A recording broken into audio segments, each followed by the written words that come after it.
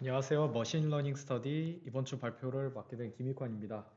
제가 설명해 드릴 파트는 챕터 2의 모델 평가 및 선택 파트입니다. 먼저 경험 오차 및 과적합에 대해서 설명해 드리겠습니다.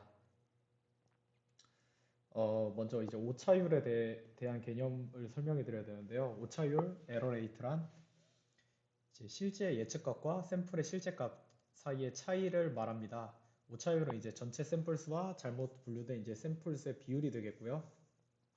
반대로 이제 정밀도, 어큐레시는 1 마이너스 오차율의 개념이 됩니다. 그렇다면 이제 오차율 0%에 대해서 말하지 않을 수 없겠는데요. 오차율 0%. 무언가를 예측하는 학습기를 제작한다고 하였을 때 당연히 오차를 이제 최소화하는 방법을 찾게 됩니다. 근데 이제 샘플의 양 자체가 제한적이기 때문에 오차율 0%, 그러니까 이제 정확도 100%에 달하는 학습기를 만들 수 있게 됩니다. 허나 이제 오차율 0% 학습기는 대부분의 상황에서 좋은 결과를 만들어내지 못합니다. 훈련 데이터에 한정된 일정한 특성을 모든 데이터에 내재된 일반 성질로 이제 착각하게 되는데요, 학습기가. 이를 이제 과적합되었다고 합니다. 저희가 이제 만든 이제 좋은 학습기라는 것은 새로운 샘플 데이터를 대상으로도 좋은 결과를 내야 좋은 학습기이기 때문에 이런 이제 머신러닝의 진정한 목적은 다양한 훈련 데이터들 사이에서 보편 규칙을 찾아내는 게 되게 됩니다. 밑에 예시처럼 이제 고양이라는 이제 그 이미지를 이제 분류하는 학습기를 만들려고 했을 때 이제 과적합이 발생해 버리면 이제 그 고양이를 나타내는 특징이 만약에 이제 갈색 털이다 이렇게 한정되어 버리면 이제 검은색 고양이는 검은색 고양이로 이제 분류해내지 못하는 이런 문제점이 발생하게 되는 것입니다. 이제 다음으로 모델 평가에 대해 설명해 드리겠습니다.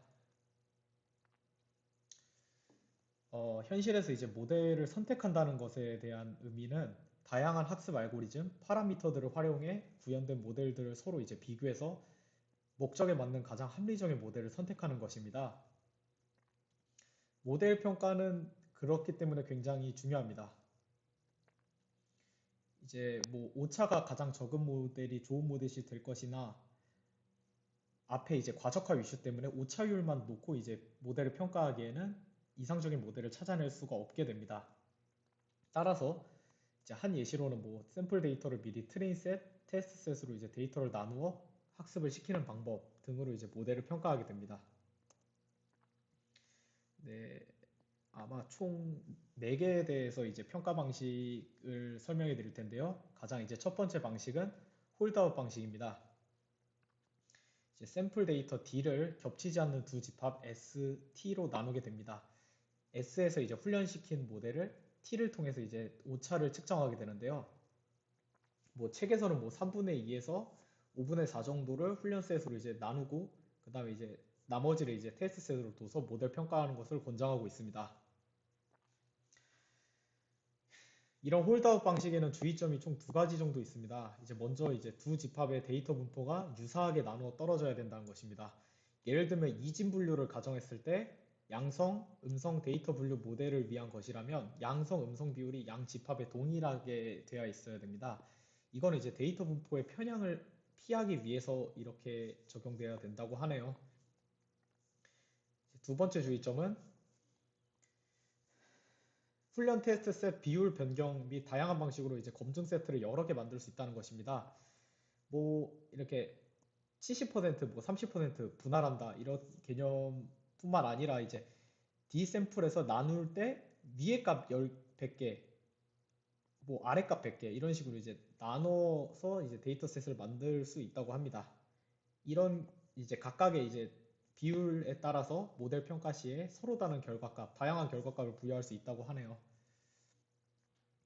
두 번째 방법은 교차 검증이라는 평가 방식입니다.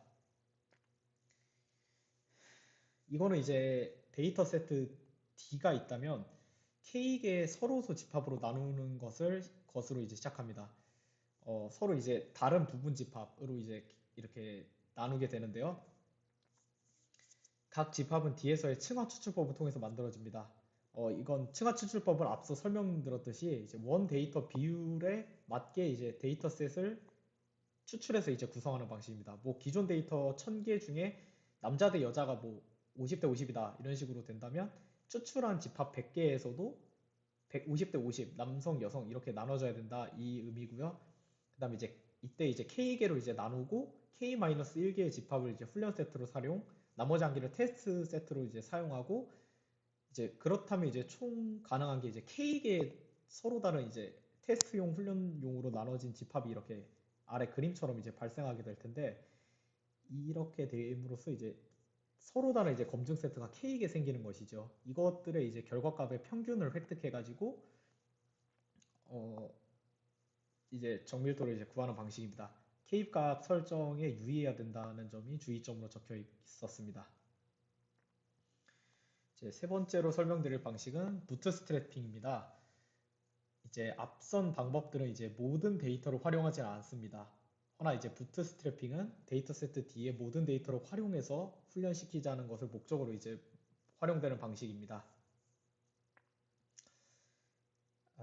부트스트래핑은 이제 데이터셋 D가 있다면 D에 이제 M개의 샘플이 있다면 이를 이용해서 이제 B셋을 만들게 되는데요.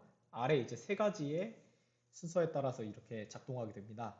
먼저 이제 샘플 하나를 이제 랜덤하게 꺼내서 B의 복사에 넣고요. 한 번 뽑혔어도 근데 이게 중복 뽑기가 가능합니다. 이 행위를 이제 N번 반복하고 이 결과 얻은 이제 새로운 데이터셋 B셋이 그 부트스트래핑 결과 데이터셋 B를 훈련 셋으로 그 다음에 이제 뽑히지 않은 나머지 셋을 테스트 셋으로 활용해서 그 학습을 진행하게 됩니다. 이 방식의 이제 장점으로는 데이터 셋이 비교적 적거나 훈련 테스트 셋으로 분류하기 어려운 상황에 사용하면 유리하다는 점입니다. 허나 이 방식으로 이제 생성된 데이터는 앞서 이제 층화 추출법 등으로 이제 데이터 비율을 맞춘 것과 다르게 랜덤하게 뽑아서 이제 그 분포 비율이 다르기 때문에 편향이 증가하는 문제도 있다고 합니다.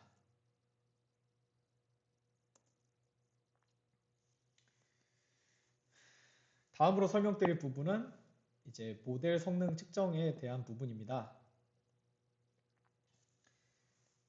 이제 이 모델 성능 측정이란 앞서서 이제 모델 평가했을 때 테스트 셋, 트레이닝 셋처럼 이제 단순히 이제 오차율 퍼센트를 제시하는 실험적 방법 이외에도 이제 고려되는 기준이 있어야 된다는 점에서 이제 하는 방식입니다. 그러니까 이제 성능 측정이 이제 곧 프로젝트의 목적을 좀 반영해서 이제 모델 평가가 이루어져야 된다는 것이죠. 이제 오차율과 정확도는 앞선 그 앞장에서 이제 제가 설명해 드렸으니 딱히 이제 여기선 추가로 설명하진 않겠습니다. 네, 일단 뒤의 내용들을 이제 설명하기 위해서는 이제 재현율, 정밀도, 그리고 F1 스코어에 대한 개념을 먼저 이해해야 합니다. 앞에서 이제 오차율, 에러 레이트 등은 이제 사용되지만 사용하지 못하는 상황들도 존재합니다. 예를 들면 뭐 수박 분류 모델을 만들 때 선택한 수박 중에서 덜 읽을 수박이 나올 확률 같은 거는 이제 오차율을 계산할 수가 없겠지요. 이럴 때는 이제 프리시즌과 리콜 개념이 이제 성능 척도로 사용하게 되는데요. 이진 분류 문제라면 실제 클래스와 학습기가 예측한 분류 클래스는 총 4가지 조합을 가지게 되는데 true positive, false positive, true negative, false negative 총 4가지입니다. 그러니까 이거를 좀 더 이제 간단하게 설명해 드리자면 실제 양성값인데 예측도 양성일 때 정답일 경우 이제 true positive가 되는 거고요. 이제 그 음성값인데 실제 이거를 이제 양성값으로 잘못 예측할 경우에는 false positive. 그 다음에 이제 이 반대의 경우입니다. 이제 양성값인데 이제 네가티브 값, 음성값으로 잘못 예측한 경우 이렇게. 그 다음에 이거는 이제 맞게 예측한 경우 아닌 값을 아닌 값으로. 물론 이제 이걸 다 더하면 총 샘플 수가 되겠지요. 네. 이때 정밀도는 이제 FP 플러스 TP 분의 TP, 그 다음에 재현율은 TP 플러스 FN 분의 TP 이렇게 계산할 수 있게 됩니다. 허나 이제 이 프리시즌과 리콜의 값은 서로 이제 그 트레이드 오프를 가지게 된다고 합니다. 뭐 예를 들면 이제 정밀도를 올리려면 암 환자 중에 진짜 암 환자를 맞게 예측해야 되는 상황. 이거는 이제 신중하게 암 환자라고 말해야 되지만 재현율을 올려야 되는 상황에서는 그냥 그 의사가 환자를 다 암이라고 해버리면 재현율이 올라갑니다. 네. 그렇기 때문에 이제 두 개의 트레이드 오프를 잘 고려해서 모델의 성능을 측정해야 되기 때문에 이제 F1 스코어라는 개념이 여기서 등장하게 됩니다. 두 가지의 이제 파라미터를 종합적으로 고려해 보기 위해서 이제 성능 측정의 F1 스코어를 사용하게 되는데요. 이렇게 이제 다음 식에 따라서 F1 스코어가 계산되게 됩니다. 허나 이제 책에는 이런 내용이 적혀 있었습니다. 대부분의 상황에서 두 지표는 동일한 가중치가 아닌 특정 변수가 중요시되는 상황이 더 많은 경우가 있다고. 그러니까 예를 들면 뭐 상품 추천 시스템의 경우에는 사용자가 싫어하는 내용이 최대한 안 들어가는 것이 좋기 때문에 정밀도가 더 중요하며 범죄 기록 같은 경우에는 놓치는 것이 없을수록 더 좋기 때문에 재현율이 더 중요하다. 그렇기 때문에 이제 두 변수가 이렇게 동등하게 고려되지는 않다. 그렇기 때문에 ROC라는 개념이 이제 나오게 됩니다. 모델 성능 측정의 세 번째 방법인데요.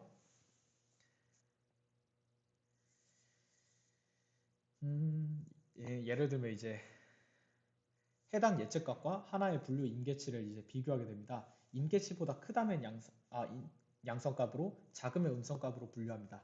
하나의 임계치를 중심으로 양성 분류 가능성이 큰 샘플을 가장 앞으로, 하나의 임계치를 중심으로 음성 분류 가능성이 작은 샘플을 뒤로 보내서 오름차순에서 이제 그래프를 그리는 방식입니다. 이제 이 배열 순서 자체의 품질에 따라 학습기의 일반화 성능을 이제 연구하는 도구로 쓰이는 게 ROC 곡선입니다. 좀 더 이제 이게 설명이 저렇게 어렵게 돼 있어서 조금 더 설명을 해보자면, 결국 이제 저희가 그 앞서서 이제 계속 나왔던 이제 개념이 예측 결과를 기반으로 샘플을 정렬하고 해당 순서에 따라서 샘플이 양성값이 될 확률을 계산해서 TPR 값과 FPR 값을 이제 X축, Y축에 넣어서 ROC 곡선을 만든다. 결국 이 얘기인데 이걸 좀 더 추가해서 설명하자면 TPR 값은 True Positive Rate라는 뜻으로서, 그러니까 이게 모델이 맞췄을 확률 분의 그거가 양성일 확률입니다. 네. FPR은 그, 어, 그 TN 플러스 FP 분의 FP인데 이게 제가 뒤쪽에서 조금 더 설명을 해드리겠습니다. 결국 이제는 true first 판단이 맞았다 틀렸다는 뜻이고요. positive는 그러니까 암 환자의 분류를 예를 들면 암에 걸렸다. 그러니까 양성값이 나왔다라는 의미입니다. 다시 말해서 이제 true positive는 실제로 이 사람이 암에 걸려 있고 판단을 암에 걸렸다고 판단한 것이고요. false positive는 실제 암에 걸리지 않았는데도 암에 걸렸다고 잘못 판단한 경우를 의미합니다.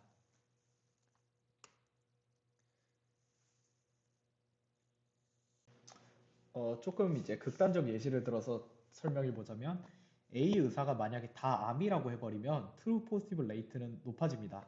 앞에 이제 그래프를 보시면서 보셔도 될 것 같아요. 이게 이제 위에 나왔던 암 환자로 판정, 암 환자가 아닌 거로 판정, 이 기준점이 되는 이 의사의 판단 기준이 이렇게 다 암이라고 해버리면 이제 내려가게 되는데 누구든 다 암이라고 이제 판단해 버리니까 기준점은 되게 낮게 되는 거죠. 네. 그렇게 된다면 이제 false positive, true positive가 모두 높아지는 현상이 발생합니다. 이제 동시에 암이 걸리지 않았던 내원 환자들도 모두 암 환자로 판정되기 때문에요. 예. 이거를 이제 그래프를 이제 예쁘게 나눠보면 이런 식으로 이제 그래프가 나오는데 이것도 이제 마찬가지 아까 이제 옆에 설명드린 그래프랑 같은 상황입니다. 이 경우는 이제 반대로 기준치가 올라가는 상황이에요. 이거는 이제 소극적으로 판단해 버리는 거죠. 다 암이 아니라고 판단하는 의사 B의 상황입니다. 이 경우에는 두 가지 지수가 모두 내려가는 현상이 발생합니다. 그러니까 한쪽에는 그러니까 이 기준에 따라서 점을 이제 찍어보면 TPR, FPR 점을 찍으면 이렇게 이런 식의 그래프가 이제 작성되게 되는데 이 그래프가 바로 ROC입니다. 이 ROC 그래프가 모델 성능에서 이제 활용되는 이유가 결국 이제 이진 분류에서 두 클래스를 더 잘 구분해내는 것이 더욱 가파른 ROC 곡선을 그리게 된다는 점입니다. 그러니까 이제 더 분류기가 이제 더 이렇게 왼쪽 그래프처럼 명확하게 이제 분류될수록 ROC 곡선이 이제 더 가파르게 작동됩니다. 계산된 결과가. 그렇기 때문에 이제 뭐 여기서는 이제 0.1 지점이 가장 좋은 분류 상태다. 여기 끝부분이죠. 가장 잘 된 분류 상태다. 그렇기 때문에 이제 모델 성능 비교 시에 한 모델의 ROC 곡선이 다른 모델에 이제 포함되어 있다면 더 좋지 않은 성능이라고 이제 판단해낼 수 있는 것입니다. 네, 나머지 이제 AUC는 Area Under ROC Curve라는 뜻으로서 이제 ROC 곡선이 이제 가파른 상태로 이제 모델 간의 성능을 비교하는 거기 때문에 두 모델의 이제 ROC 곡선이 우열을 가리기 힘들 때 이제 곡선 아래의 면적을 이제 계산해 가지고 성능 평가하기 위해 사용되는 것입니다.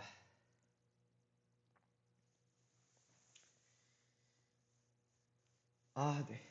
네 번째 개념은 비용 민감 오차율과 비용 곡선에 대해서 설명해 드리겠습니다. 앞선 이제 성능 평가 다양한 이제 그 도구들을 배웠는데요. 이제 이번 장에서는 현실 프로젝트에서는 근데 이제 서로 다른 종류의 오차가 가져오는 결과가 다른 현상들을 좀 대비하기 위해서 이런 개념들을 활용합니다. 이게 무슨 이야기냐면 암 환자 진단 시에 암 의심 환자를 건강하다라고 진단하는 경우와 건강한 사람을 암이라고 진단하는 경우가 이렇게 비용이 다르다는 것입니다. 그러니까 앞선 경우는 이제 치명적인 병원의 실수가 되는 거고요. 뒤 경우는 그냥 건강한 사람을 암이라고 진단해도 검사 한 번 더 받으면 되니까 오차의 그 무게가 되게 낮은 거죠, 비교적. 그렇기 때문에 이제 여기서는 그거를 이제 코스트가 다르다고 말하며 비균등 비용 문제다 해가지고 이제 비용을 이제 오차에 다르게 설정하게 됩니다. 그러니까 이진 분류에는 이제 아래쪽에 보이는 코스트 매트릭스에 보면 이제 코스트 01, 코스트 10 이런 식으로 하고 맞았을 땐 그냥 코스트를 0으로 이렇게 가정해 두고 이렇게 사용하게 되더라고요. 그러니까 즉 오차가 가지는 영향력을 고려해서 모델 성능을 판단하게 하려면 총 오차 횟수가 아닌 각 오차율에 따른 총 비용을 최소화하는 방식으로 모델을 평가해야 된다라는 게 이제 이쪽 개념입니다. 이제 예를 들면 이제 이진분류 예시에서는 그 양성으로 이제 평가했던 그 집합에 대해서 같지 않을 때는 이제 코스트 01 이쪽 코스트 그다음에 이제 음성으로 평가한 집합에 대해서는 이제 같지 않을 때 코스트 10 이런 식으로 해서 이걸 더해서 이 코스트가 기대 비용이 낮은 모델이 더 좋은 성능을 갖고 있다. 이런 식으로 이제 평가하는 방식입니다. 네, 이거는 이제 앞에서 나왔던 ROC 곡선 또한 비균등 비용을 고려할 수 있다고 합니다. 그러니까 이제 총 기대 비용 코스트를 직접 이제 ROC 곡선에서 계산할 수는 없지만 비용 곡선 코스트 커브를 이용해서 모델 간 비교 목적이 달성이 가능하다고 합니다. 이렇게 X축은 P 곱하기 이제 코스트 0.1, 그 다음에 이제 P-1 곱하기 코스트 10 분의 P 곱하기 코스트 01 이런 식으로 되는데 P는 아마 양성일 확률입니다. 전체 데이터에서 양성이 나올 확률. 이런 식으로 X축을 잡고요. Y축은 이제 아래와 같은 식으로 FPR 사용해서 이제 계산해가지고 Y축을 잡게 됩니다. 이런 식으로 해서 점을 이렇게 다 찍어보면 그 총 이제 기대 비용 이제 면적을 구할 수가 있는데 이 면적들을 이제 비교해서 더 낮은 면적이 더 좋은 모델 성능을 가지고 있다라고 이제 모델 성능 평가를 할 수 있다고 합니다. 네. 이것으로 이제 제 발표를 마치겠습니다. 들어주셔서 감사합니다.